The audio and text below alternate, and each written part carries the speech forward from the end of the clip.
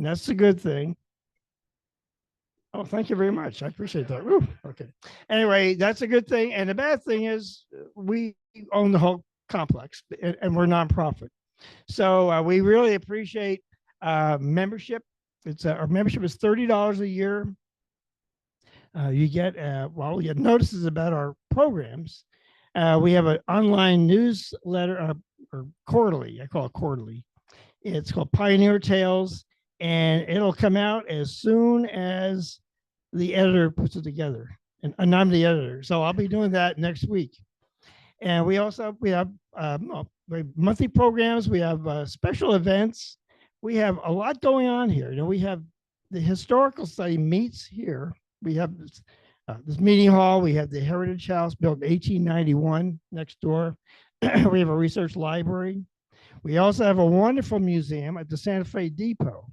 If you have not been there, you need to go there. I mean, the depot itself is interesting and historic, built in 1918. The museum is called the San Bernardino History and Railroad Museum. It's open every Saturday from 10 o'clock till 3. We also have kind of like another satellite of our historical societies out in the Cajon Pass. Anybody know where the Cajon Pass is? Okay, yeah. Anybody get stuck out there in the traffic? Okay, if you go out we've talked about Camp Cajon, and that's the location of what used to be Camp Cajon, old campground that was out in the past from 1919 to 1938. We have a couple historic monuments, one that was put there in actually we have 3, I guess. This one spot where we have several monuments there, or a couple of monuments and a kiosk. A lot of things going on, and Mark Landis and myself and Gary Smith and John Lanou is involved with that. And really wonderful. So we have a lot of great stuff. Plus, we also have special events during the year too. In fact, we have an event on Saturday, April 19th. It's History Day. History Day at the, what are we calling it now? We're calling it, History Day celebration. That's kind of common. Anyway, it's from 9 o'clock until 2. And we're going to have a whole conglomeration of historical societies and museums that are going to come. It's going to be held at the San Bernardino International Airport, formerly the site of Norton Air Force Base. And it'll be located in the parking lot right in front of the Norton Air Force Base Museum. And it should be a lot of fun. From 9 o'clock until 2. And we have flyers in the back there. And last year we had first year we had this History Day event we had at the Santa Fe Depot. So this year it'll be at the airport. So if you please come. It's a really a fun thing. Okay, we have okay. I want to mention that our board of directors works really, really hard. We have 9 board. Well, we have 10 board members now. We cover a lot of ground, and we're always looking for people that are interested in volunteering and helping us out. Because we have the facilities here. We have the San Bernardino History and Railroad Museum. We have Cajon Pass. We have all these events. We have publications. We can't do it. The same people can't do it all. So we're always looking for volunteers and people that like to help out. And just recently, we acquired a new board member, that was one of us 30 years ago. One of us. Anyway, his name is Chris Tobar. So I just have Chris. You wave your hand there. So Chris Tobar, you're back in the fold, and you'll still make the same amount of money you made 30 years ago. I tell you right now, responsibilities may be a little different, but you'll be there. So anyway, if anyone else would like to be a prospective board member or volunteer, either way, you're making the same money. You're volunteering. You can talk to any of the board members here. You can talk to me or Mark Landis, Lynn Killian is in the back, Steve. There's Lynn way back there, Dave Snell, Steve Hart, Steve Porteous. Any other board members here? I think not. But anyway, so just think about it. Okay, and let's see. At this point, well, we we always have projects that we're working on, and we're doing real well with donations. But for people that are not members, and maybe even if you are a member, we always pass the not the hat, but it's pass the plastic jug. And if anyone would like to make a donation, uh, we would really appreciate that very much. And let's see, I'll talk about future programs. Well, actually, just future program. Uh, on Thursday, May 1st, we have Paul Wesley Lacanfora. He will present the tale of William Roach's Lost Mines. And he's a local author and explorer. Paul will describe his exciting journey in discovering these century-old lost mines out in the Crafton Hills area near Yucaipa. Should be really, really good. I don't know if he's going to bring out any gold samples for us, but I don't think so. But anyway, that should be a really wonderful program. So Paul Wesley Lacanfora, that'll be May 1st at 7 o'clock p.m. So it should be really great. I would now like to, first of all, are there any questions from the back? Anybody, anything that I've missed that you would like to hear about? Okay. Okay, I'd like to now introduce Mark Landis, one of our board members. And, okay, we have some. Oh, okay, yes. Steve Shaw, our past president, one of our past presidents, longtime president. I mentioned at our last meeting that he passed away a few weeks ago. His memorial service will be this coming Saturday at Bobbitt Memorial Chapel on Highland Avenue, and it'll start at 11 o'clock a.m. So anyone that would like to go, I know his wife Gail would really appreciate that, and the family. And Steve meant a lot to our historical society. Okay, Mark Landis. All right, thanks everybody. Glad we've got a nice crowd here, a lot of faces that we don't normally see. If I could ask a question real quick, how many of you folks are here as a result of the Facebook event? Well, how about that? It worked at least partially. Great to see you all. Thank you very much for coming. We've got a really interesting program tonight. I wanted to share real quickly a little bit of progress update at Camp Cajon. We had a few things going on there. Nick mentioned that it is a satellite of this historical society. So some of you know, if you don't know, we have an informational kiosk at Camp Cajon, and it's got four panels on it. And we've been creating the panel information basically one panel at a time as we get the time and energy to do that. And it's been about almost a 3-year process now. And so we finally got panel number 4 up. It's there, it's all set. So if anybody wants to stop by Camp Cajon, you can stop by and see all 4 panels there and check out all of our great relics at Camp Cajon. So the other thing that happened at, a couple other things happened at Camp Cajon. We did some modifications to the flagpole so that now we can change the flag ourselves. And when we originally designed the flagpole, we designed it so that it was basically vandal proof, because when we first designed it, we didn't know what the situation would be there, because Camp Cajon sits there up there in the Cajon Pass kind of all by itself. So we didn't know how susceptible it would be to vandalism. So we built a flag that didn't come down. And every time we changed it, we had to use a man lift with donated labor from our local cable company. But we fixed that and we installed a lanyard. And so now we can go up and change the flag as needed. And that was one big project that we got out of the way. Now, another thing that we did last week, or week before last, I should say, was we had a tour at Camp Cajon, and it turned out very well. We had 3 different tours going on there, and we try to do that at least once a year to have a tour of Camp Cajon. And this is our first one. I'm pretty sure we're going to have another type of event coming up at Camp Cajon in this year, because some folks have been asking, are you going to have another one? I wasn't able to get to this one. We will likely have another event in the fall as well.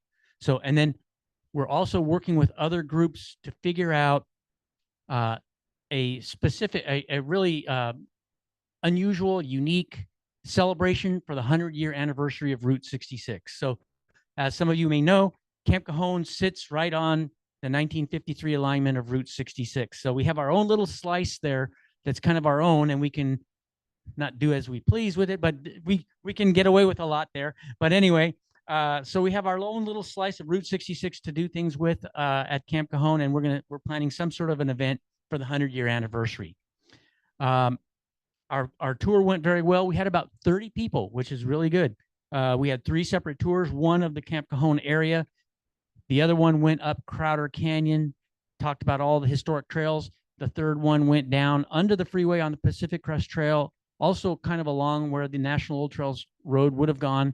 And Nick led the 2 walking tours. Gary Smith here, one of our docents and researcher, led the first tour of the Camp Cajon area, and it was very successful. So that's what's going on at Camp Cajon. We have a Facebook page, and if you want more information, you can go to the Camp Cajon Facebook page. We try to post stuff there pretty regularly to keep you apprised of what's going on there. Well, this evening, our speaker is Dick Donat, and a little bit of background on how we came about this speaker this evening. Some of you have heard us talking about the LT Gotchi collection, and I want to give you a little bit of background on the LT Gotchi collection. We received the Gotchi collection about 2 years ago now. And the way we came about getting that collection was LT had passed away in 2014, and then his nephew owned the collection, and he lived at his uncle LT's house. And then his nephew passed away a couple of years ago, and then his nephew's nearest relative was looking for a home for the collection after the nephew passed away, because LT did not have any children. So we heard about the collection because we were notified that the owner of the collection now was looking for a home for it. So I knew about it, and some of us had seen it already. We knew the nephew and gone up to visit the collection up there in Hesperia where it was. And we said, yeah, we can't let this collection go to waste. We can't just, let it go in the dump or wherever it's going to go. So we agreed to take it, and we have it here in the Heritage House. We've been consistently meeting almost every other week, pretty regularly, to go through the collection and sort it down. And we're actually kind of winding down. We're coming to the end of the process as far as we're going to go through it. But anyway, it was a huge photo collection. LT and Dick's going to talk more about LT and the way he lived and what he did. But he was a prolific photographer. And when we went to LT's house, it was just jam-packed with photos and stuff everywhere. And we had to do a very quick triage at the house because they were getting ready to basically do a lot of demolition work there. So we had to salvage what we could. We made some decisions there of what was best to save, and we packaged that all up as best we could, and we brought it here. And from that point, for the last 2 years, we've been whittling it down and compressing it and compressing it and compressing it and organizing it into boxes. And we've got it down pretty well. We had a 5-level process. We're down to all the way down to level 3, which is probably where we're going to stop. So we have the collection here. It's permanent disposition yet hasn't fully been determined, but we've got some ideas. So we had a long history, at least a couple of years worth of history of the LT Gotchi collection. And as you're going through somebody's personal stuff, we estimate maybe 100,000 images in this collection. It's a lot. As you're going through somebody's personal stuff, you kind of get a connection to that person because you see their photos of when they were a kid all the way to when they're an adult and later life, their married life, and all the things that they did along the way. So it's really kind of brought us volunteers a connection. And I thought it was worthy of doing a newspaper article on the collection. So I did a newspaper article, and as I was doing that article, I was digging through all the information I could find on LT, and I found an obituary written by somebody who knew LT.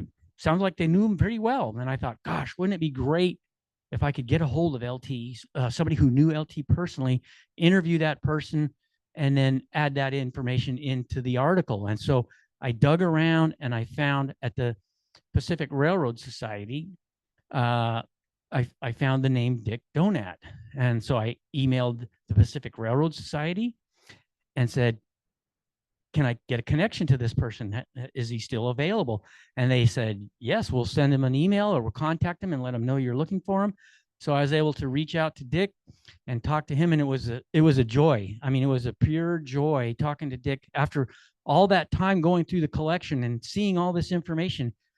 Dick was able to shine some light on so much stuff in that collection that it was amazing. And we found a couple of other people that did know LT on a little bit, at least a little bit of a personal level. A lot of his contemporaries have passed away, but anyway, Michael Patras is here from Pacific Electric Railway Historical Society. And thank you, Michael, for coming all the way out here. Michael is a great help too. He had some encounters, let's just say, with LT and some discussions with him. And so we've had a couple of other folks. We reached out to the Auto Club with Morgan Yates, and Morgan did a program here a few months ago. And Morgan had some connections with LT as well, and probably similar to Michael's. But Dick's going to share some of those types of stories with you as well.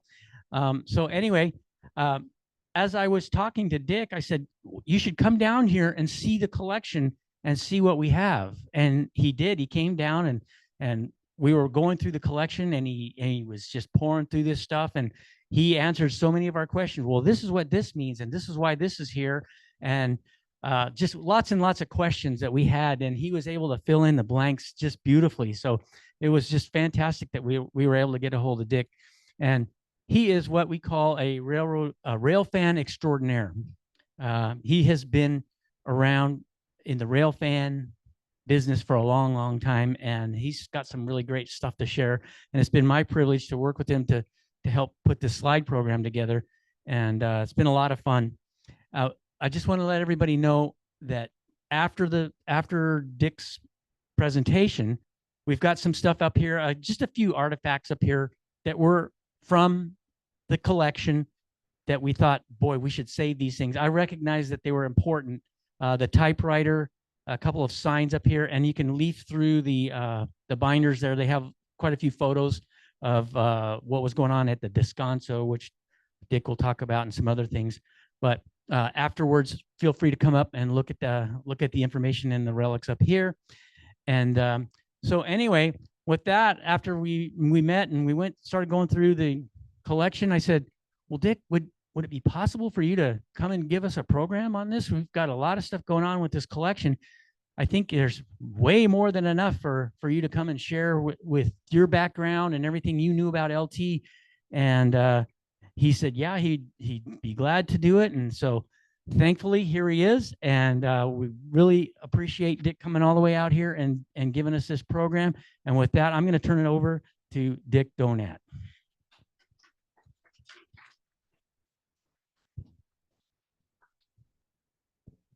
I'm going to clear the area here briefly, and you're going to wave at me if I need to be in a different position for the mic, okay?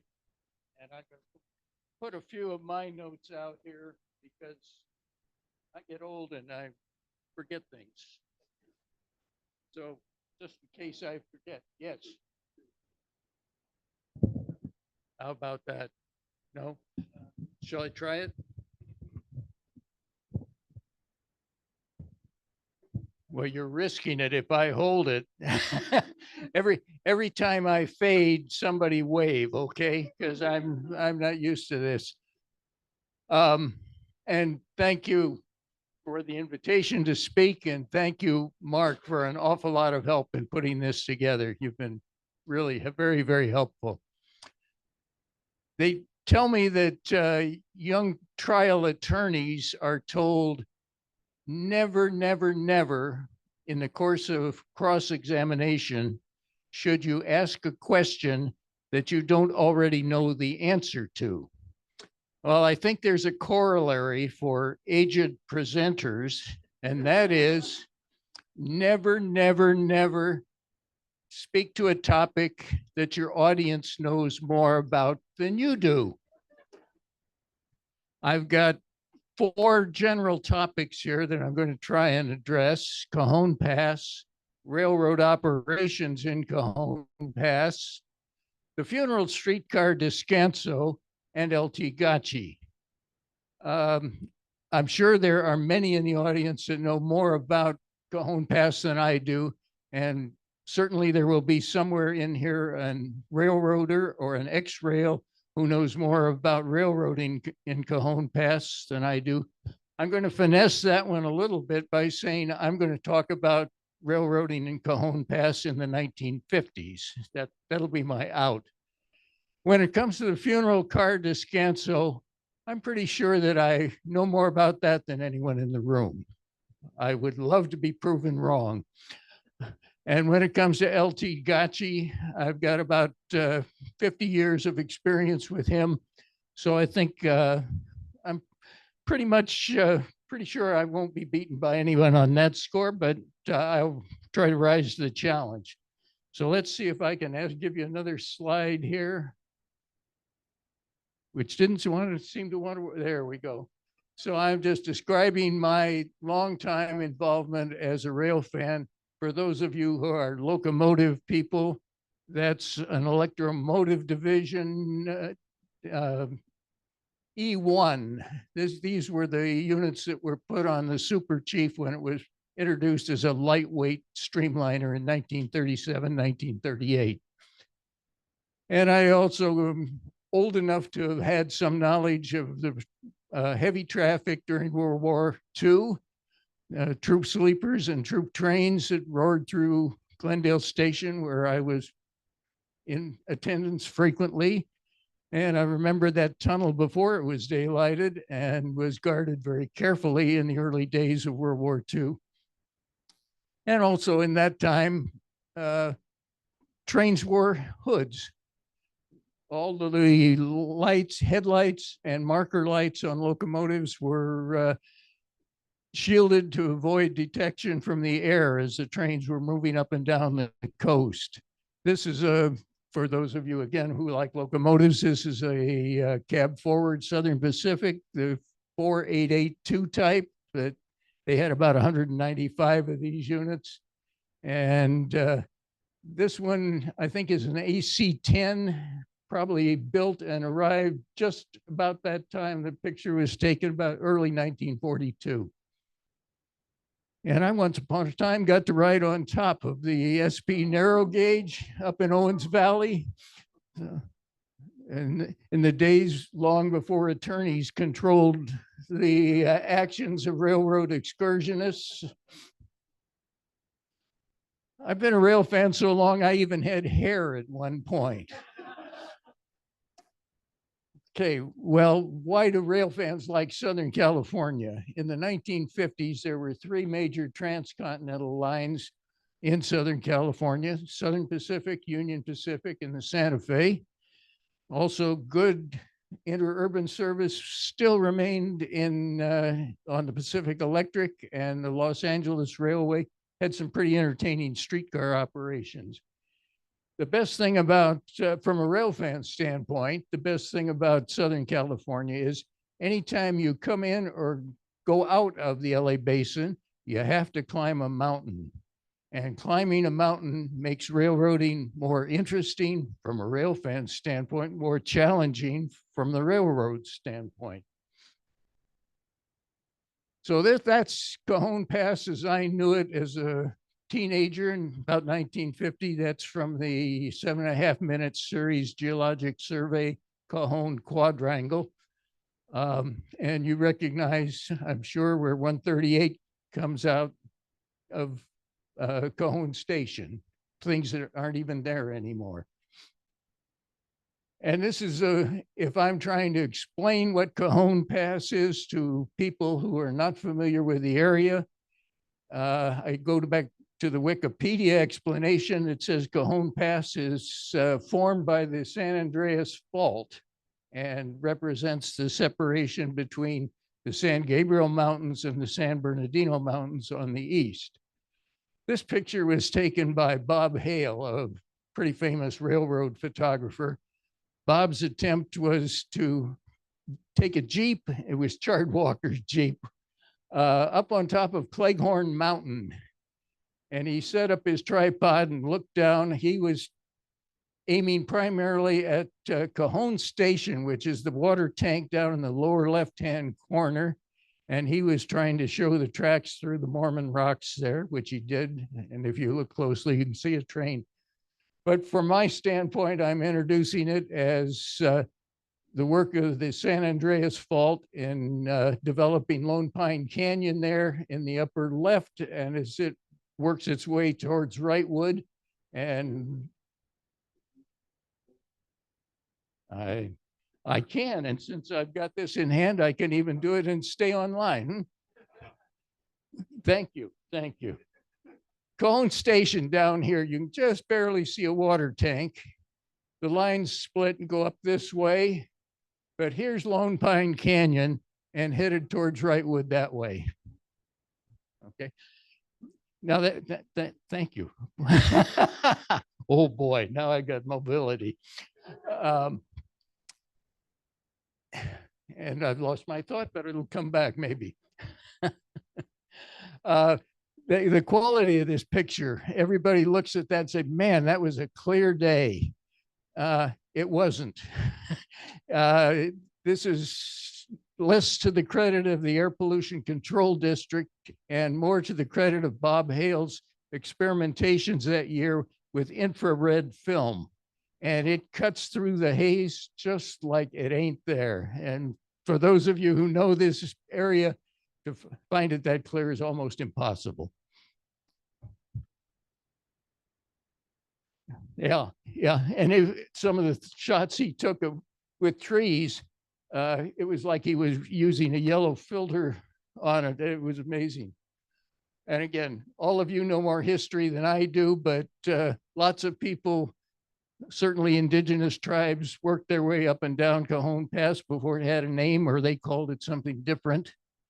I think I'll give the credit to the Spanish for the name, La Puerta del Cajon, del Cajon, the door to the box. And if you're thinking of the area, if you were coming down the pass and headed into where your marker is now, you could really imagine entering that door and into the box.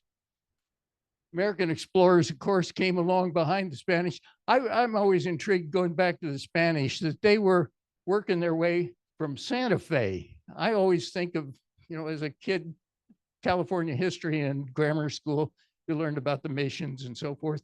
And you're always thinking south to north, and that's how they developed.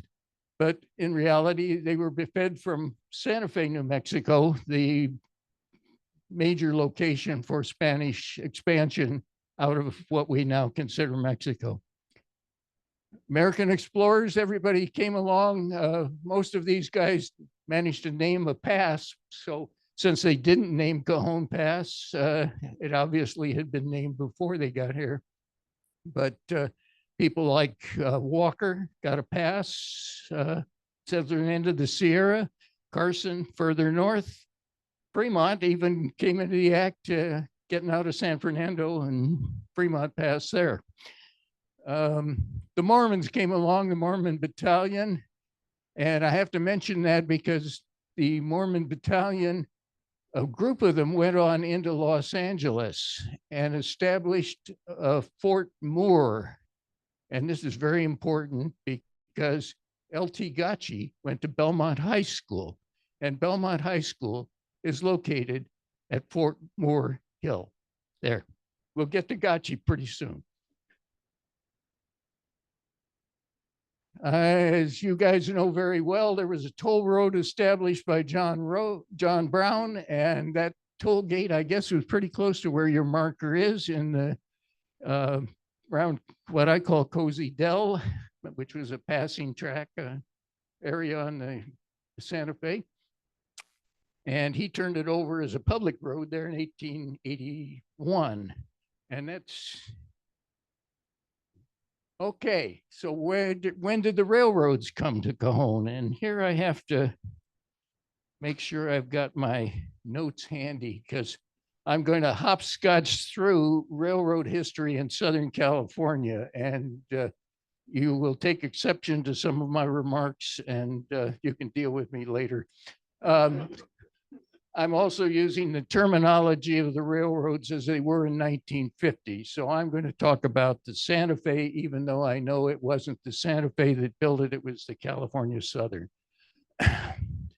So I'm going to talk first about the Los Angeles and Independence, a railroad that was chartered in 1871, and it was intended to build from Santa Monica to the mining districts in Independence up in Owens Valley.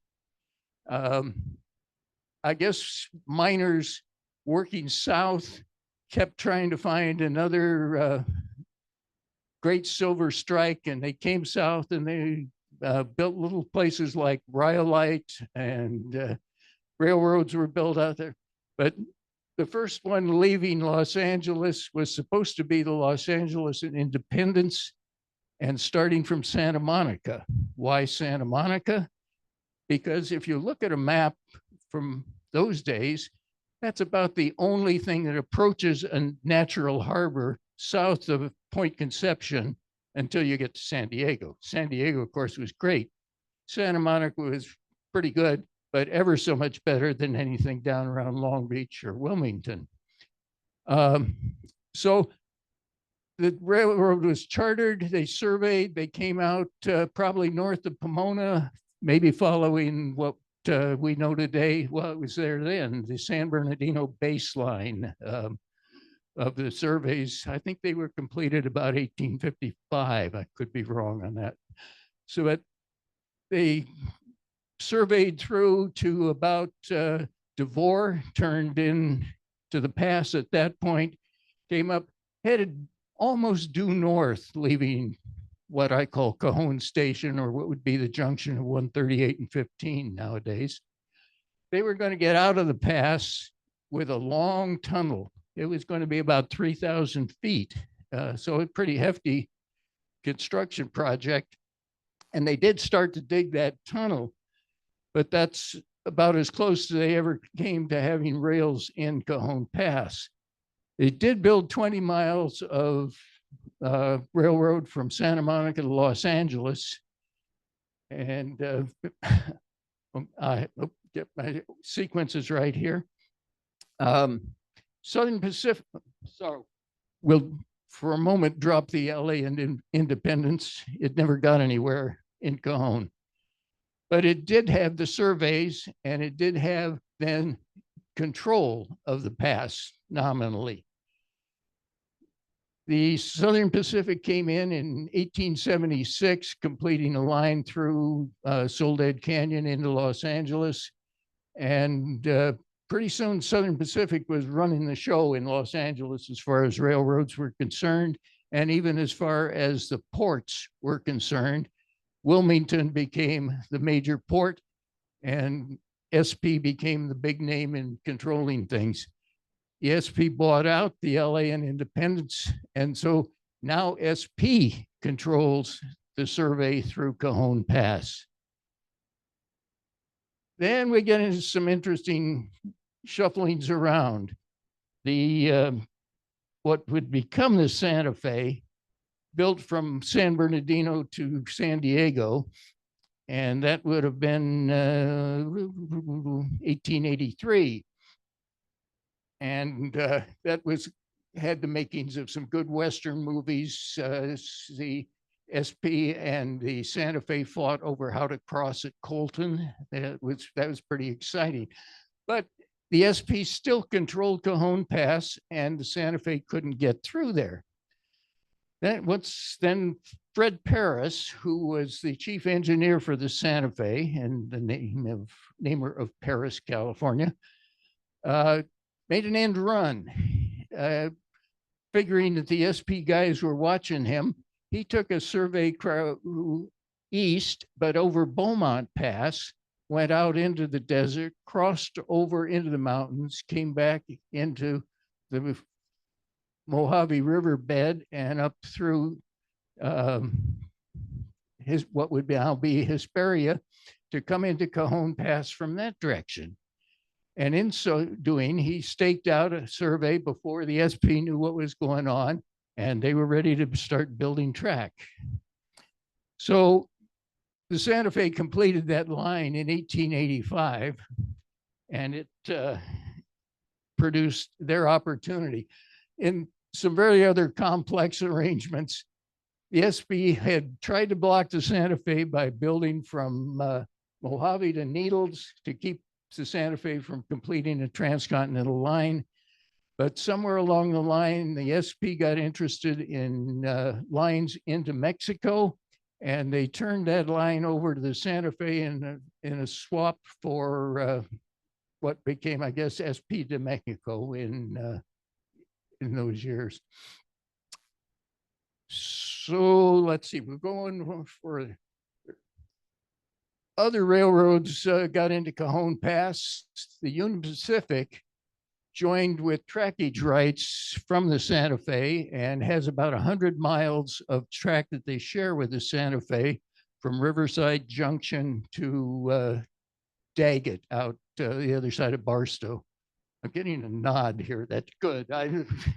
When you go that way, I'll be, I'm in trouble. Thank you. But the very, very significant thing was a double track that was added all the way from San Bernardino to Summit. And we'll, again, approach the map. And here is Cajon Station on the railroad. The new track, separated from the old, came up here, through this 10-degree curve, went through the Mormon rocks, came up this way, another good-sized curve up here, all the way here, a couple of tunnels, and on, crossing 66, eventually coming out at Summit. The new line was for you with real railroad interest. The new line was built on a grade of 2.2%. The old line, original line, was 3%. And that is a whale of a difference when you come to operating steam trains. So with the construction of the new line became the eastbound track to utilize easier grade. The original line became the down or westbound track because it was not an issue, of course, to come downhill. It was an issue to come downhill under control. But this resulted in two great features as far as rail fans were concerned. One is left-hand running, which was unique. Typically, if you have double track, trains run on the right side, and when they're going one direction, right side coming the other direction. This way, because the new line was the one they wanted to use for eastbound trains, you left San Francisco on the left side, you never had to cross over, you went over and then went further. And here is your useless fact for the evening. The new line is 6 miles longer than the old line, but in an employee's timetable, which I just happened to have in 1948 when over here, and I'll get back to where I belong. Sorry, Mark. So the new line is 6 miles longer, but the mileposts at Cajon Station and the mileposts at Summit Station have to be the same. So my question to you is, when is a mile not a mile? When you're on the new line, it's approximately 1 1/3, and mileposts are marked with an X, meaning it ain't really a mile. There. Save that one for your friends. But from a rail fan standpoint, one of the best things was that it produced all these great photo opportunities through the Mormon rocks. And that upper curve was labeled as Sullivan's Curve in honor of Herb Sullivan, who was a rancher from down this way and loved to sit up there in the 30s with a big old single lens Graflex reflex and shoot great pictures, as have any number of other photographers who, whether some of us were not so great, but nonetheless, great pictures, great opportunities, and we all loved it. So this is where we get to Summit, and Summit is just a neat place to be. Why? Well, mostly because this is where all the helper engines had to cut off. They had to switch over. They had reverse direction with a Y, and we may have to show you a diagram of a Y, W-Y-E. And here is greater detail of the Summit yard. A 10-degree curve coming into the Summit yard, passing tracks for eastbound trains, passing tracks for westbound trains. Each of those was a mile long, or the equivalent of about 120, 50-foot cars. More detail of the yard itself, showing the depot, and up here the descanso, which we'll get to in greater detail. 10-degree curve is important. Left-hand running is important. There'll be a test later.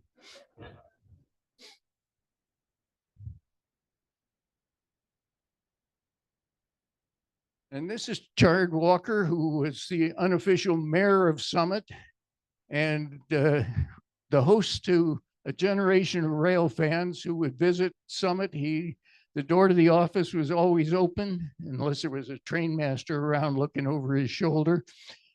Here you see him with the tools of his trade. He's typing on, of course, a typewriter, much more modern than Gotchi's Oliver that sits over there.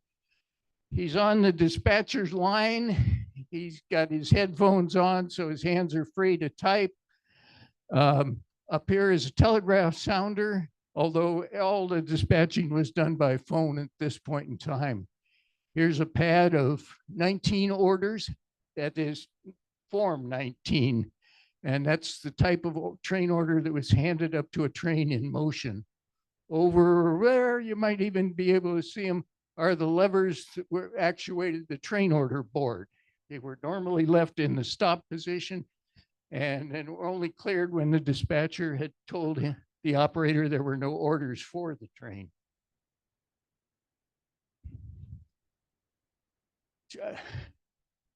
This is Chard delivering train orders to a Santa Fe freight train headed west.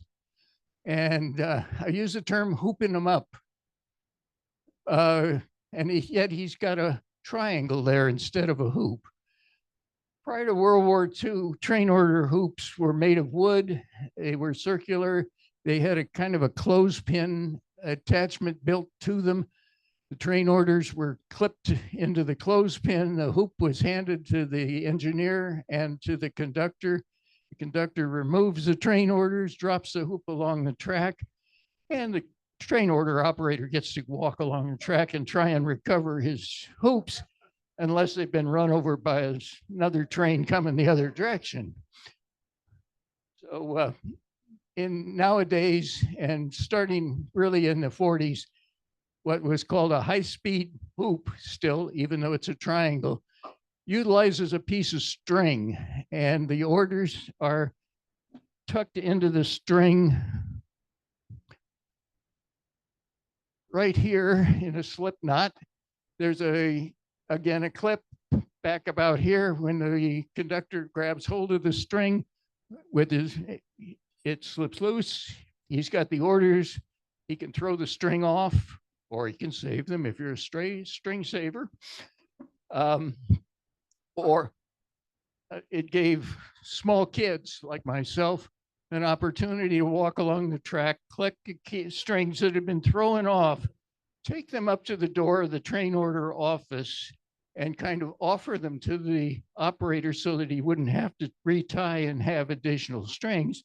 and maybe he would let you in or tell you what was going to come along next. Well, this is a unique feature, not a unique piece of locomotive. This is a Union Pacific steam turbine electric,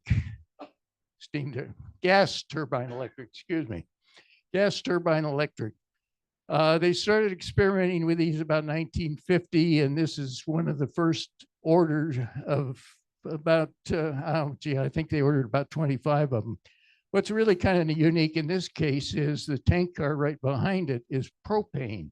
They experimented with propane fuel for a while, and initially the fuel tanks had been in the locomotive, but they found that the locomotive's effectiveness dropped off as the fuel was consumed. There was less weight on the driving wheels.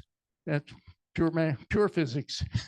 And so they started using the tank cars with the fuel in them behind.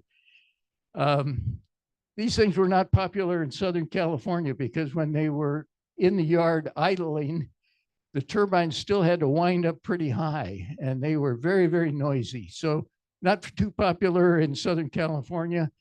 And again, the physics, which I'm not familiar with, but of turbine propulsion, meant that they were more efficient at higher altitudes and more effective at lower temperatures. So being in Southern California, where neither of those applied, they were not particularly attractive units here. They went back up to Sherman Hill and pulled for many years. Okay, this is about the same end of the Summit Yard, and this is a unique feature called the train sign. You can see it right there. It says train. Now, what the heck would you want to tell anybody that a train is coming? Well, go back to that 10-degree curve. And because of that curve, you could not hear a train in the last 5 minutes as it approached Summit. And it came around that curve, and then the engineer usually started putting the power to it to pick up speed. He's got himself on level ground for the first time in 30 miles. And so he's moving pretty fast, and he's coming right by the section house where the crews were working or were living, by where Chard's house was, where the postmistress hung her mail bags. And so this was for the information of everyone except railroaders. And it was a warning that a train was coming and a reminder that it's coming on a left-hand track where you sure as heck don't expect to find it. I think there was only one other place on the Santa Fe. There was one like this up in Ratoon Pass in New Mexico. Okay, what's going on here? Here's a diesel-powered freight train. These are the two freight trains are headed west. And the diesel-powered one is holding the main and therefore passing the steam-powered train. All right. Well, not all freight trains are equal, and it's possible that one is more important than another, and that's why they're passing. But I think it's technology, and it's the technology of the late 40s that's beginning to really show its impact.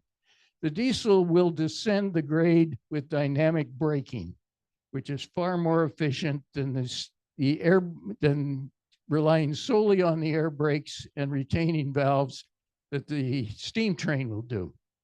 Steam trains at this point in time would have to stop at Devore for 10 minutes to cool their wheels. They would get so hot they would be glowing red from the application of brake shoes. And they had to stop again at Devore for another 10 minutes. So a very slow process going downhill. If the dynamic brakes on the diesel are strong enough, it won't have to do that, and they would get there first. Oh, yeah, let's see, should go back here.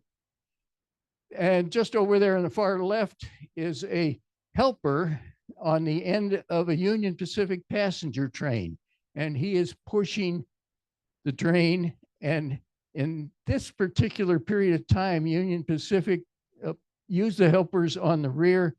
When they got to the Summit, as the passenger train made a running air brake test, they could slip the coupler on the helper and drop him in effect on the fly, as they called it. That was a great system, except one day it didn't work. At least this is the story they tell, because the practice changed and they put them on the head end. And the time it didn't work, that helper went all the way to Barstow and to Daggett, and he went there pretty fast. And he went there about 20 miles an hour faster than he was geared to run. And so it was an expensive proposition to get it fixed. They put the helpers on the front after that. Union Pacific had a neat tradition. They showed American flags on the 4th of July. This is the city of Las Vegas headed out on a holiday weekend. Santa Fe had some very wonderful helper engines. These were 484s, Northern class locomotives, and the 2900 series had arrived pretty early in 1940s. So they were modern, so on. A little bit unique to have the passenger helpers cut off at Summit, and probably it relates to a period of time. This was 1952. We'll talk about in a minute. Santa Fe cut their helpers in ahead of the caboose, as you can see on the right, and this is the same train. The head end power here on the left, double-headed. So they would have to cut 3 helpers out of that train before it continued east from Summit. And that pretty slow process. After they cut the helpers off, they would have to turn on the Y and head down. It would be coupled together to, in effect, make one train so that they could move with less delay on the tracks. These were Union Pacific type helpers. Union Pacific had dieselized as of 1948, so their helpers experimented with several different varieties over the time, kind of ending up with the cow and calf in the big picture there, which was 2,400 horsepower between those 2 units. And that there's an example of how the Y works. Again, if the helper had cut off and was moving down the main track, he'd get to this track switch, back up, come down here on the leg of the Y, down to the tail of the Y, throw another track switch, come up this way. He has reverse directions. Marvelous. And of course, Summit had a Y, so that was always interesting to watch the helper movements going around the Y. This was a great couple of years from a railfan standpoint. 1950, Korean War started in June 1950. Spud Rush was an annual event. This was when not only potatoes, but lots of fresh crops come out of the San Joaquin Valley, and power is short. Lots of regular locomotives are transferred up to the valley, and other stuff moves up to try and fill the gap from San Bernardino to Summit. In this case, Union Pacific brought back about a half a dozen steam locomotives, and these are 2 of them that were used that time. Also in that same period, there was a Shriners Convention in 1950 in Los Angeles, and a Boy Scout Jamboree out on Irvine Ranch in 1953. Each of those events brought forth more than 70 train movements across Cajon Pass between the comings and the goings. And I imagine this is about the last time that there were train movements handling large quantities of people like that. We were, here you are in the early 1950s, jet airplanes haven't come in, the interstate highway system isn't complete. Anyway, from the standpoint of a rail fan, those were some pretty interesting years. Which brings us to the Descanso, funeral car Descanso. All right, first of all, what's a funeral streetcar? Well, think back to say let's go a little early. Let's go to 1899 and imagine how you got from the mortuary to the cemetery. And if you remember the Magnificent Seven, I think there's a point where Yul Brynner and, oh my, who was it? One of his partners commandeer a hearse and drive to this boat up to Boot Hill to plant a person. Or as Frankie and Johnny, the ballad, after Frankie shoots Johnny about the seventh verse down, there's bring out your long black horses, bring out your rubber tired hack. 7 are going to the graveyard and 6 are coming back. So that's how you got to the graveyard, in a horse-drawn hearse. And then along comes technology, and by 1910, there are streetcar lines in the cities. And darn if you can't find that you can build a funeral streetcar. It can take people from the mortuary along with the deceased and out to the cemeteries. And in Los Angeles, mortuaries were located along Washington Boulevard. There were cemeteries out in Inglewood and out east of LA. And for $75, I believe, was the charter cost for a funeral streetcar. You had, again, stepping to the scene, you had a car with a casket compartment where the coffin was put in crossways. You had, of course, stained glass windows. You had a private compartment for the immediate family, and general mourners were seated on wicker chairs all the way back. And all of the people riding the car and attending the service were given a free day pass for the rest of the day after the service, so that they could either go home or go, probably there was a pub somewhere along a streetcar line that they could catch up on things.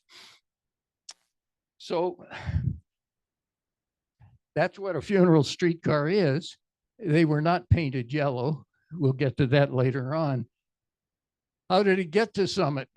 Well, back in 1939, the predecessor of Pacific Railroad Society, Railroad Boosters, ran an excursion, or what they called an excursion, to visit one of the yards of the Los Angeles Railway. And they had the funeral car Descanso, which had been retired about 1929, had it pulled out of the, the cobwebs of the inner shop and given a chance to pose for it around it, as they did in the lower shot there.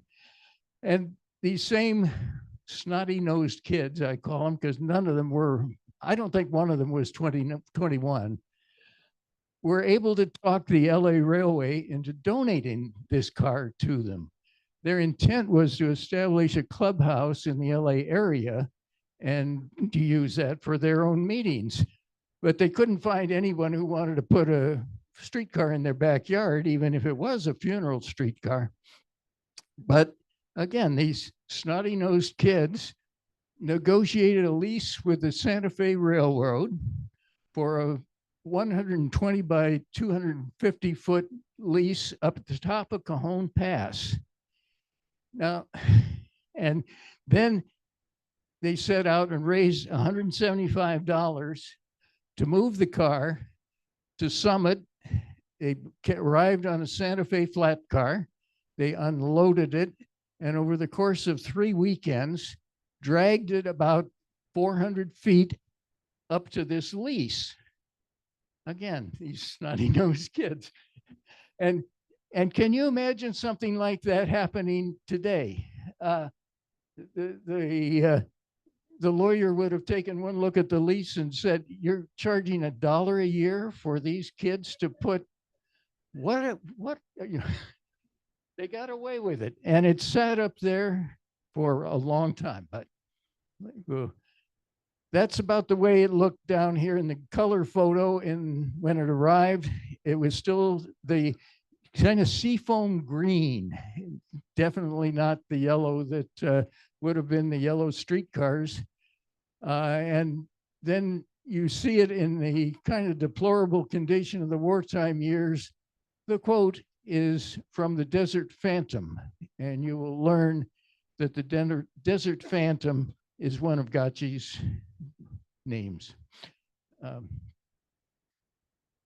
So after the war, people began to get back and could travel and get up and see the Descanso or stay there overnight. Chard was living in the Descanso at this time, and he painted it from the green to this color, which he says was accomplished by mixing red and yellow. And again, knowing Chard, he probably found a bargain on these paints and mixed them. The unique thing is that while he was living in the Descanso, he built a scratch-built model O-gauge of the Descanso, and that's the way it looked on my model railroad. Shortly, a couple of years before his death, Chard gave the car to me. I said, "No, I'm leasing it from you, and I will return it to the Pacific Railroad Society Museum when I close my layout down." And the Descanso looked pretty good. Now it has become yellow, and it's the result of L.T. Gotchi's paintings. And people would remark that, that's about the same color as the automobile signs are that the Auto Club posts. And it might be that there was some indirect subsidization of the Descanso by the Auto Club of Southern California, but we would never want to push that question too far. So this is 1965, and this is the Descanso at its best. You can see the rock terracing that have been added there along the way, the results of Mark Sobransky's fine work. You can see trees that have been planted and watered back here.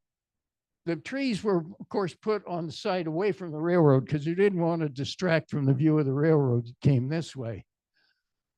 The flagpole was created and raised in a ceremony that looked not unlike the raising of the flag at Iwo Jima, with a number of us with push poles, getting it up and then locking it here at the pivot point. That's a genuine toilet flush float that marks the top finial. Is that what you call it, at the top of a flagpole? Somehow or other, we warranted a stop sign. Again, might have come out of Gotchi's truck, huh? Yeah. And this is a monument. Gotchi did a lot of the stonework on this, a replica of an old headlight, and with some interesting things that happened in 20 years. The terracing, the flagpole, the Descanso monument, water and electricity had come to the Descanso. Water was a direct result of Gotchi's work. He walked into the superintendent's office down in San Bernardino, and a division superintendent is about 2 steps below God in terms of railroad operations. So Gotchi walks in and he says, "We'd like to have water at the Descanso." And superintendent says, "I don't know why you guys didn't ask for that years ago." So he sketches out a couple of notes, says, $1.50 a foot, $175 total. And Gotchi reaches into his pocket, comes up with $175, which he never got reimbursed for. And the water was installed. Again, can you imagine that happening today? Never get past the law office. Electricity was run up from, connected illegally and improperly to Chard's house. Am I going too far here, Mark? Oh, okay, good. Yes, and signs were probably with Gotchi's lettering there were placed because this wasn't dug in very deep and it was not armored cable. And so everyone would caution not to dig on that route. The Summit Talking Telephone Company is probably worthy of note. Again, a Gotchi project. He took 4 hand cranked telephones, one in the Descanso, one at the depot, one in Chard's house. Chard was now married and raising a family in Summit. and one down in the post office. Connected them all with wire, war surplus field telephone wire that he found in a store in Los Angeles. And he found he didn't have quite enough. He went back, and surprisingly enough, the price had quadrupled since he bought the first one. Somebody realized there was a demand for this, and the price went up. Since he didn't have enough money, he was still short several hundred feet of wire to get down to the post office. But he found a way. He connected it to the westbound passing track and used the rail as one side of the connection down to the post office. Again, Gacci was I'm blending Descanso and Gacci because I can't separate them in my mind. Gacci was a doer. If he saw something that needed to be done, he didn't bother writing to somebody or sending a policy memorandum around. He just did it. He just did it. And he got it done. Yep. So, one last key item here, 1965. Way down here is a little red flag.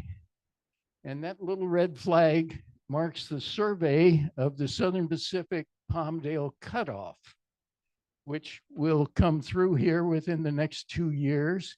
And you can see how close that will be to the Descanso.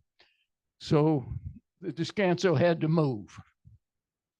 And it did.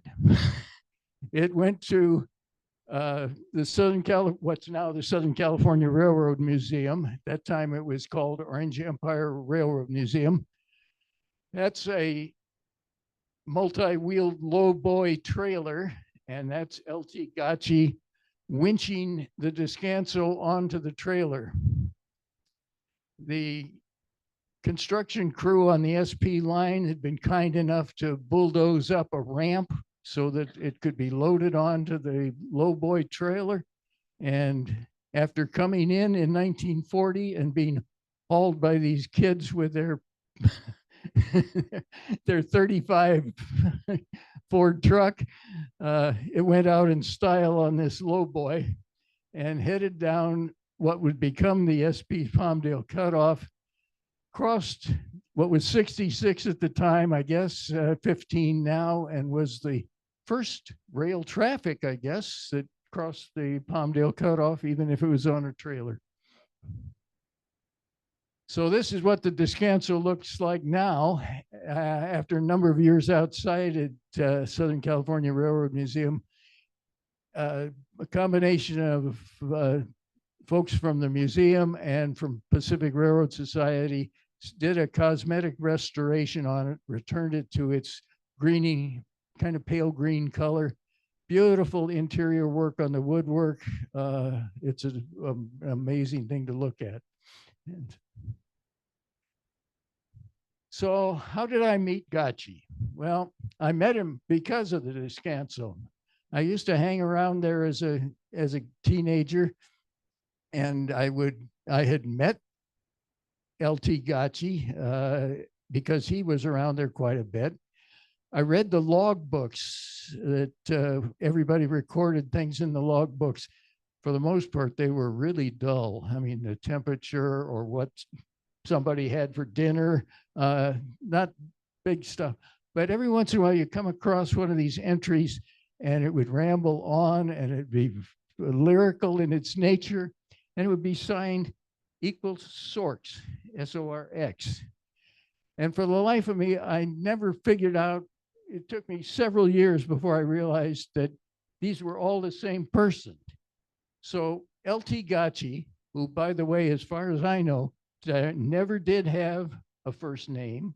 He was always referred to as LT, which was pretty confusing when he was in the Army because LT is lieutenant. And he was a medic. You know? So he had a number of names other than the first one. Sawdust O'Reilly was a name he had given himself when he was in high school and working in the print shop. And he did this to establish a second set of student identification, so that if he ran into a substitute teacher when he was out where he shouldn't be, he just flipped him the Sawdust O'Reilly ID and hopefully got off free. Knowing he probably did. He also printed that name on his diploma, since they were doing all of the diplomas in the print shop, and that kind of confused the principal as he handed out the diplomas. After he got out of his school, he had a short stint with the Southern Pacific as a switchman. And again, this is how Gachi tells the story. Some of these things, I just go by the number of times I heard them. And if they came out the same more than 3 or 4 times, then I assume there's a possible truth, possible. So he was working with a switch crew, and they gave him some static and said, "You got to get a moniker." And he says, "What's a moniker?" He said, "That's a nickname. It's not your real name. It's what people call you on the railroad." So that's when he came up with SORX, which are the initials Sawdust O'Reilly. The X represents what's put onto an offline railroad car, like United Tank Lines, which wasn't a railroad, had hundreds of tank cars. They were all marked UTLX. So that's the SORX. I'll be damned if I know where the equals came from, but it was universally applied in his signature all the way along for 50 years. The Desert Phantom was his CB handle in those funny days. You remember Smokey and the Bandit and all that stuff?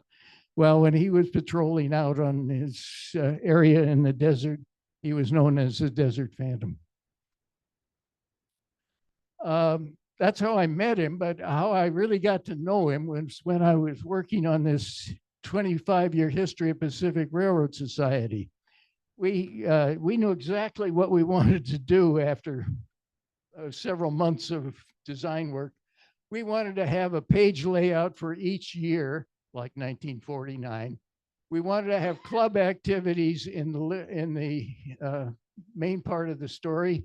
We wanted to have railroad activities over here. So for 1949, this was a trip on the Newport line, which was no longer seen passenger service, San Diego, Arizona Eastern up to Carrizo Gorge.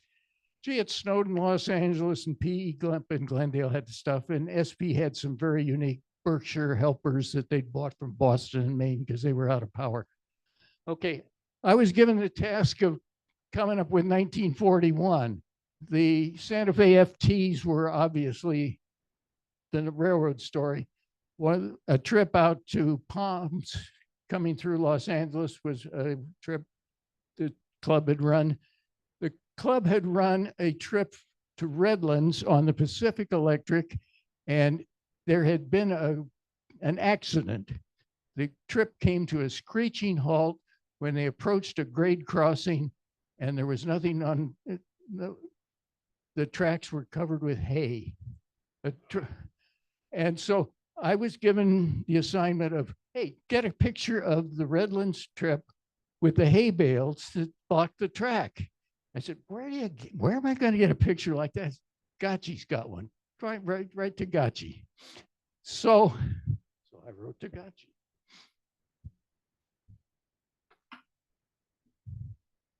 And after about 2 weeks, I get a postcard back from Gachi. And it says, as you can see, I find I have no photos of the haystack blocking the Redlands excursion. And then I would turn the postcard over, and there it was. Exactly the photo I wanted. Well, this was the start of 50 years of correspondence with Gachi. All of them have been postcards and photos, and all of them have started with, after checking through my files, or in some cases, then it got abbreviated to be just ACTMF. And that confused the guys no end when they started going through this stuff. Now that would make me feel I'm kind of special as a correspondent with him, but I'm getting ahead of my story. Yeah. I'm losing my clicker. So this is Gotchi after he got out of high school and he headed up for Oakland. He wanted to ride the trolley cars up there. And this is one of his great interests are Model T Fords. Took him 19 hours to drive from Los Angeles to Oakland in that Model T Ford. And if you've ever been up that way, you know Altamont Pass from Tracy to the Livermore Valley. It's a steep grade now. I'm sure in 1942 it was even steeper. And Gotchi made a startling discovery. A Model T Ford has splash lubrication of the crankshaft in the oil pan. And if you're going up a hill like this, you got two main bearings that don't get lubricated. He arrived in Oakland without two main bearings. But Gotchi's a resourceful guy, so he goes into a local Ford agency and explains his problem. As when they stopped laughing, they said, okay, there's a bay over there that nobody's using. If you want to rebuild it, you can do that. He spent 3 or 4 days rebuilding and I guess shimming those main bearings as you did in those days, getting some good advice from the local Ford staff and probably providing them with lots of laughter. But he got it rebuilt and headed on back down to Los Angeles. He got drafted in 1942. He was trained as a Army medic. I don't know if you know anything about the Battle of Hurtgen Forest. According to military historians, it's the second longest battle of World War II. It went just a few days less than the Battle of Bataan Peninsula. It was a poorly, well, again, after the fact, they conclude it was a poorly designed attack on our part against very well fortified German positions in the forest. It was a set of terrain where you couldn't utilize tanks or aircraft support. So all of our other advantages that have taken us through France didn't apply in this place. It was a meat grinder. The casualty estimates I've seen on it run from 33,000 to 55,000. That's killed and wounded.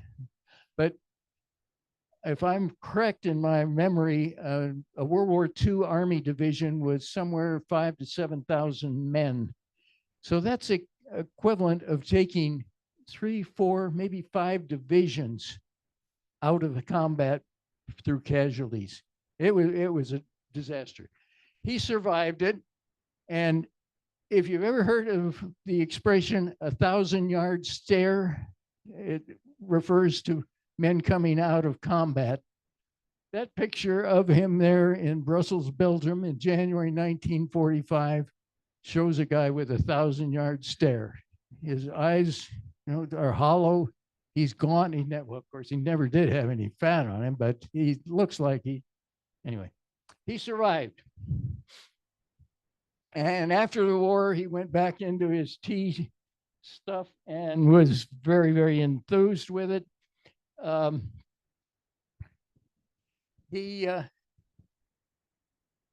This is his one of his teas, and this one was one of his emergency cars. It was painted red. I don't know whether it was this Model T or one earlier, but he and a friend spent all day Saturday with a brazing torch and an extra updraft carburetor and some bicycle chain and a sprocket, and welded and fiddled with this stuff until they had created a chain-driven carburetor. And this was a carburetor mounted up there, looked perfectly fine, even had a nice brass plate on it. The chain goes on like this, and all this stuff doesn't do a damn thing.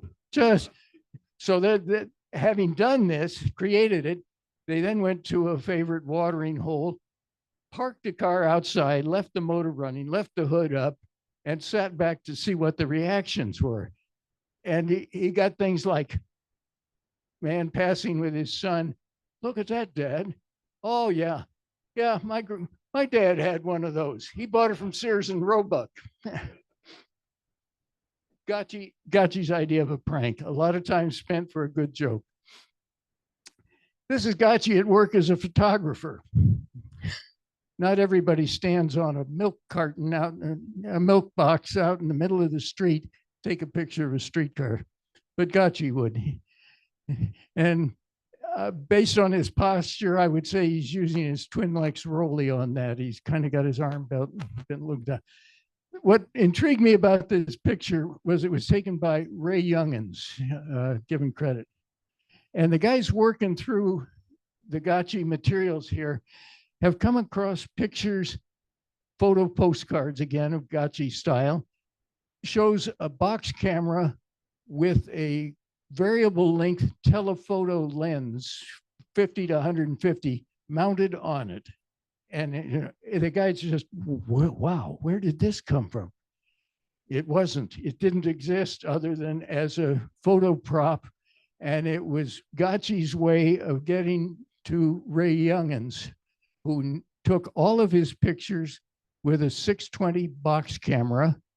And like he did here, I'm not sure that camera had more than one speed or more than two apertures, but Ray's photos are the sharpest things. It just absolutely amazed me. We'll go on. So Gotchi was also a member of the Model T Club for, 25, 30 years. And I have to read a quote. This came from the publication of the Model T Club, and it the editor sent it to me. He said, we are now running a regular feature of Gotchi's pictures. And there's a beautiful picture of Gotchi with one of these. And the editor said, as he describes the photo, that he gets these pictures from Gotchi all the time. And they always start out by saying, now what we have here, and ... And he says that after a while, that was abbreviated to NWWHH. So I'm slowly getting the realization that here is a man who I thought I'm corresponding with kind of uniquely, and the realization that I'm probably one of about 25 people who he continues to have a very, very significant ongoing conversations with by mail. And that if I thought after checking through my files, it comes out to ACTMF, he had the same routine with everybody else.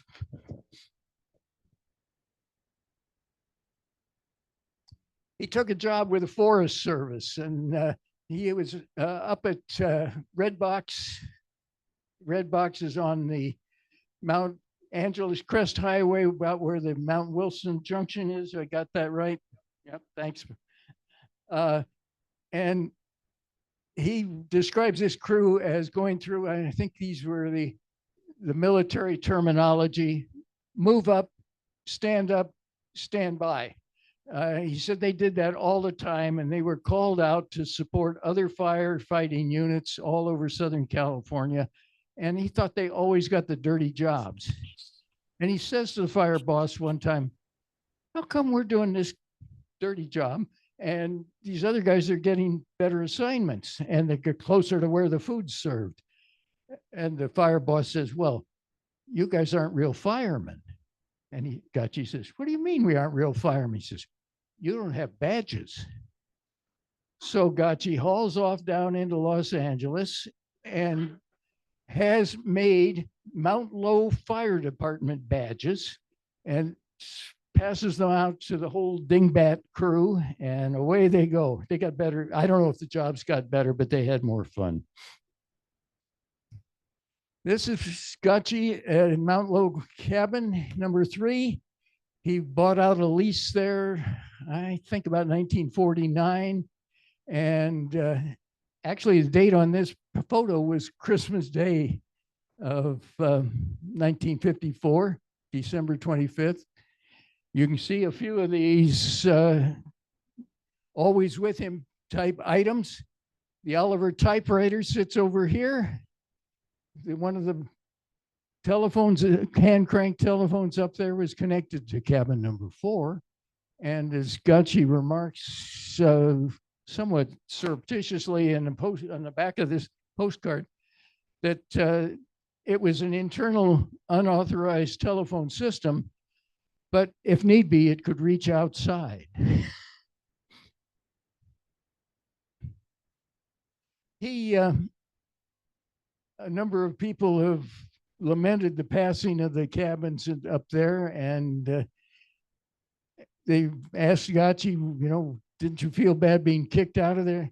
Gachi's response was, hey, I bought that lease in 1949. It said it would expire in 1964. It's 1964. I'm out of here. He didn't fight it. But he went on and took employment with the Auto Club of Southern California. And this is when he got into the business of being a sign poster. And this was a temporary job that he took, lasted 35 years.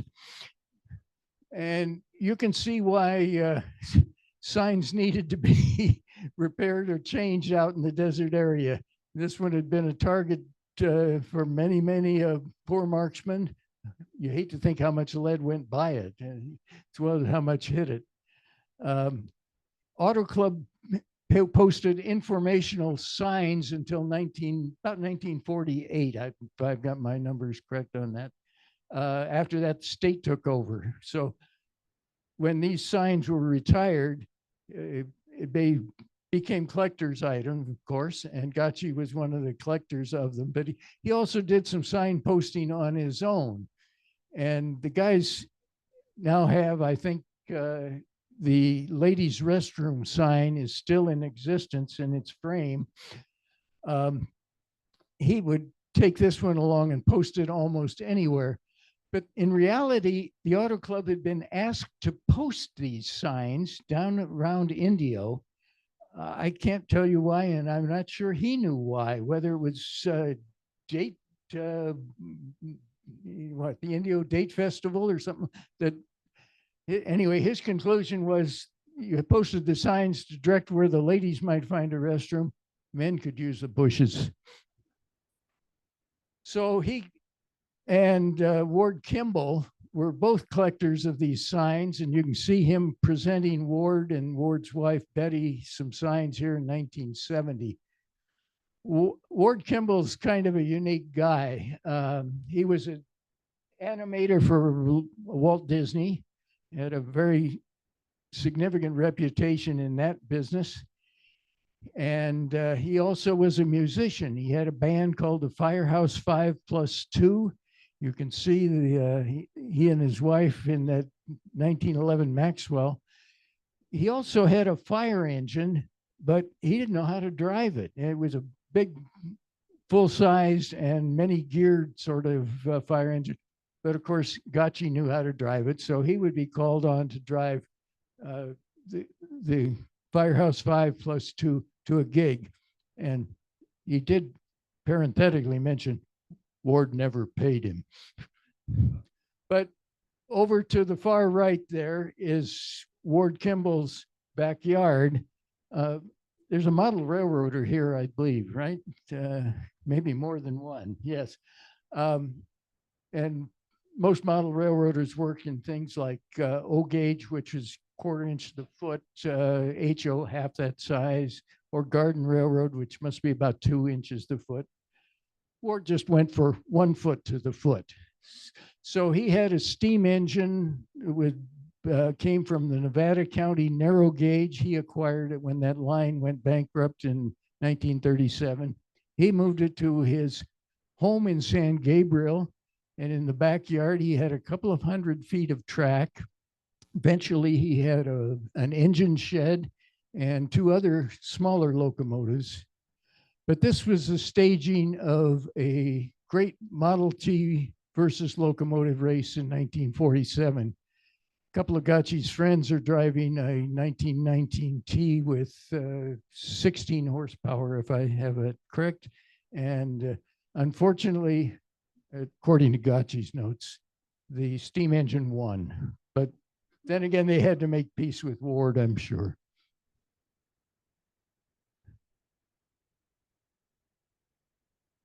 Let's see, did I miss one there, Mark? Okay, thank you. And this, some more in Ward Kimball's backyard. He called it the Grizzly Flats Railroad. And Ward, of course, as an animator, was also a great cartoonist. So Ward's self-portrait here. Ward was probably responsible for Walt Disney's live steam model railroad around his home, and probably for getting Walt interested in building the railroad around Disneyland. So here's a good shot of the engine house and Emma, Nevada, the big steam locomotive. There's Gacci. In this case, that is a real live wooden hoop that he's handing up train orders to Ward to go on. A contemplative Ward sitting on the side rods of one of his Hawaiian sugar cane rail locomotives. This one, my pronunciation of Hawaiian gets bad. Ole Olumana. You're supposed to hit every syllable. It has to be pronounced, and I'm not doing it. Ward said that that meant big wind. And I asked my Hawaiian-born niece, is that a good translation? And she says, no. It's really the name of the pass in the west side, over on the north side of the island of Oahu. But Ward, we'll give Ward credit for reasonable extension. Nowadays, Emma, Nevada is at the Southern California Railway Museum, and that's a picture of Ward, I think, by the way. Beautiful restoration there of it now. I'm just checking this. How am I doing on time, Mark? I'm okay. He says I'm okay. I don't know what you folks say. I got to tell you the story of this one. This is a wooden bladed windmill. And Ward always knew he wanted a wooden bladed windmill, but he could never find one. So back in the earlier days of World War II, Disney used to send out some of his animators to military bases doing equivalent like a USO show. They'd go out and draw animations and entertain the troops.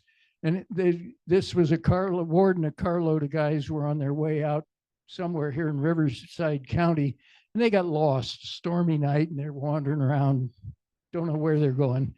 All of a sudden, the sky's clear. Ward looks out the window, and here is a wooden bladed windmill. So he says, stop the car. And he goes running up to the house, bangs on the door, finally gets somebody to respond and says, I want to buy your windmill. And of course, the guy is kind of stumbling around, thinks he's got a, what have I got here?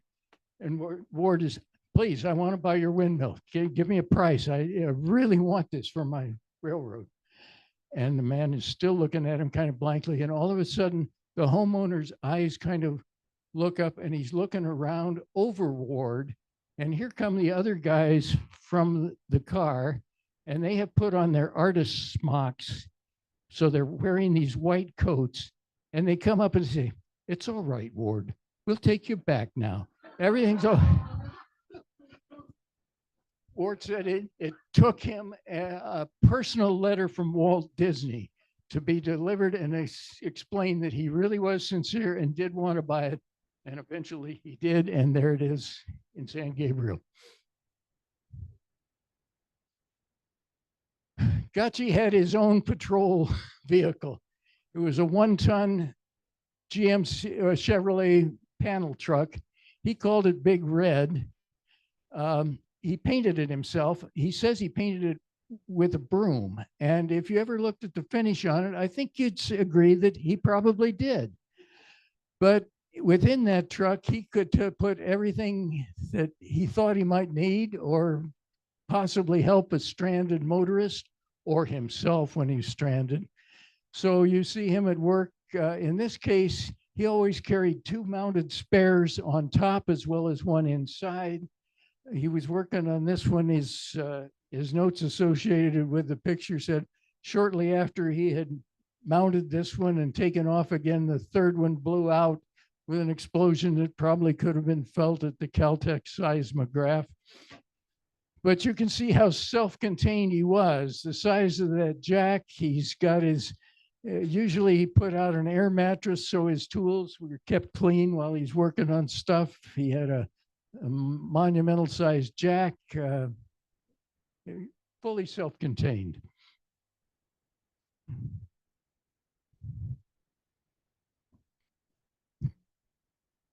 And that's Big Red in color, and that's probably one of his more advanced type campus sites.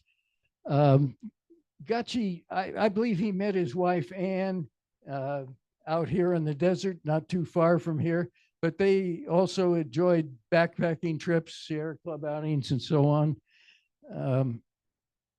Gutchie introduced me to a couple of wonderful things: a Kelty pack, a down vest, and this was back in the early 50s when maybe serious backpackers knew about them, but the rest of us had no idea what these things were. But Gutchie knew it from the beginning. Big Red, somebody made him an offer he couldn't resist, and so Big Red was sold and replaced with the Euro version. And now we're getting later on into Gutchie's life, and he also had the not so little red wagon, but he would patrol around his neighborhood and fix anything that needed to be fixed. He also had applied pneumatic tires to that, so that he had one picture where he had turned the wagon over and he's replacing it just like he was out with Big Red out in the desert.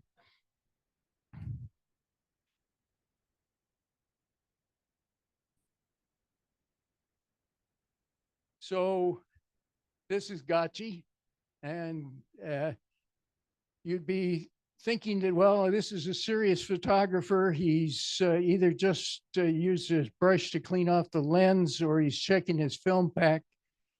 To me, this is Gutchie with his tongue in his cheek because he is recording the data, the place, and the date of this photograph, because he always was very particular about that. I've tried to characterize Gutchie, and I've gone back through something like 50 years in a shoebox full of these photos and postcards that all start with ACTMF. I know that to some people, Gutchie is that desert rat up in Hesperia, and to some people, he's a curmudgeon, and he was. A man who could hold a grudge, and he could. He could hold a grudge like no one I know. But when I started looking at his grudges, I realized they were not about a personal slight, real or assumed or pretended. They were always about what someone else had done from a position of power or responsibility, and either had done something or not done something that they should have done, according to Gutchie's personal philosophy. It was never about him. It was always about what somebody else should do. And I realized that in his later years, during Ann's illness and his own, after her death, his own illness, and facing mortality as we tend to do in our 90s, his mood changed a lot. And I can understand why the characterization of the desert rat or the curmudgeon are applied. But to me, he lived with a couple of slogans. He said, if you're making a gift, never let any part of a gift stick to your hand. And he lived that way. And I'm sure it wasn't his original saying, but he said, without the rain of generosity, no friendship can bloom. So in my view, he was a loyal and very generous man. He was a man of many names, of many interests, of many pranks, and many friends. And I'm glad to say that I was one of them. Thank you.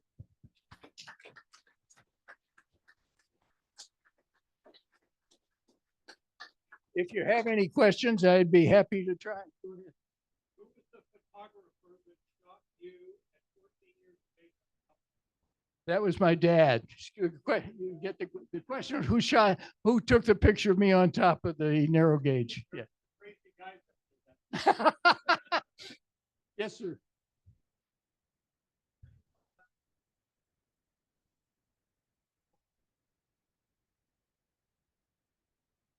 Well, let's see. Originally, that locomotive was donated to the Railway and Locomotive Historical Society of Southern California, and it moved dead in train with the piston rods cut, as I recall. Was towed down, placed at the Pomona Fairgrounds, and was cared for many, many years until Union Pacific decided they really wanted to restore it to active service again. The fact that it had been outdoors, but in the protected area of the fairgrounds and the gentle winds of Southern California made it possible. They hauled it back again dead and spent several years restoring it, and then introduced it now to their steam program. And since the big boy is now their primary steam locomotive, they've passed on the other 38, a Challenger that they had been using in their steam program has been donated to a museum. That's about all I know about it.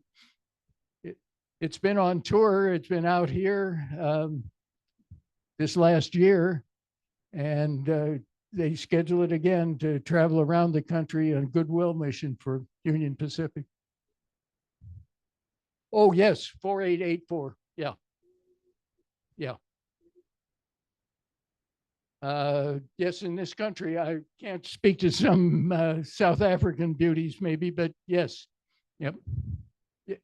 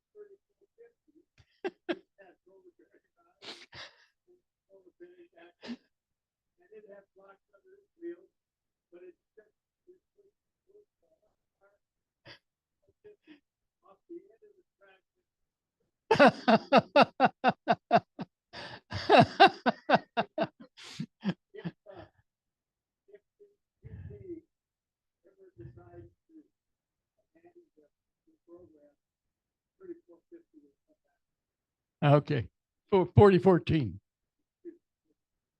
Thank you. Yes. Excuse me.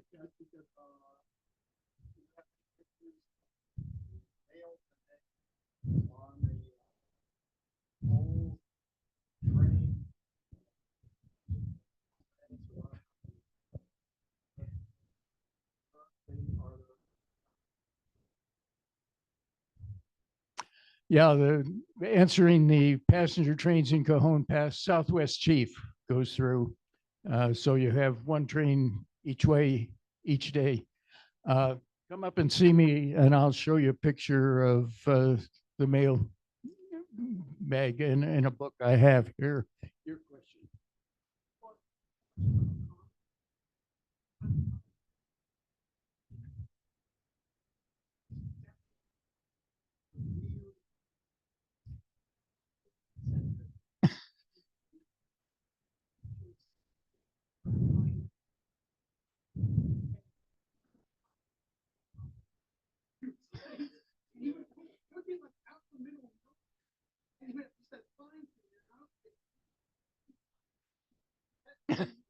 Well, I don't think you need to worry too much about that because I think shortly after the picture was taken, the sign was restored to big red and waited until the next opportunity to post it at a unique place. Yep. Okay. Thank you. Thank you very much.